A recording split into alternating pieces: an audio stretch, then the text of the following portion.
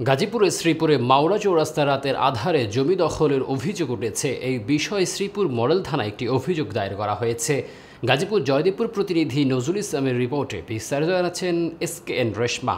এ ঘটনায় দুইজন গুরুতর আহত অবস্থায় ময়মনসিংহ মেডিকেলে ভর্তি আছেন। অভিযোগ সূত্রে জানা যায় 29 এপ্রিল সোমবার দিবাগত রাতে স্থানীয় বেলাল সরকারের নেতৃত্বে 50 থেকে 60 জনের সন্ত্রাসী বাহিনী জমি জবরদখল করে।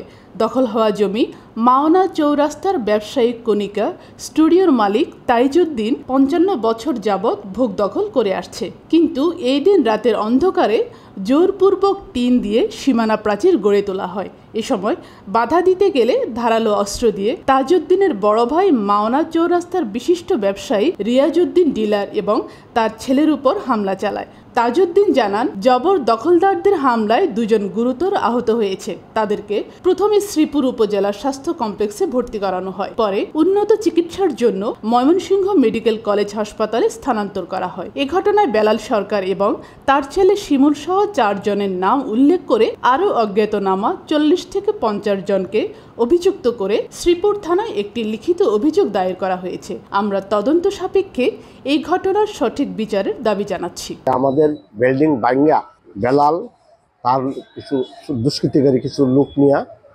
ঘর দল করতেছে। বেলাল উত্তেজিত হয়ে আইরা আমার ঝাঁতা কথাবার্তা বলতেছে, অশ্লীল ভাষা গালাগালি করতে, অস্ত্র নিয়ে আইরা রামদা বলম স্টিকেল আরো লাঠি সুটা আছে, এটা নিয়ে আইরা মনে করি যে তার মুবারক মেম্বারের লোক, ওইটা আমি বুঝতে পারছি।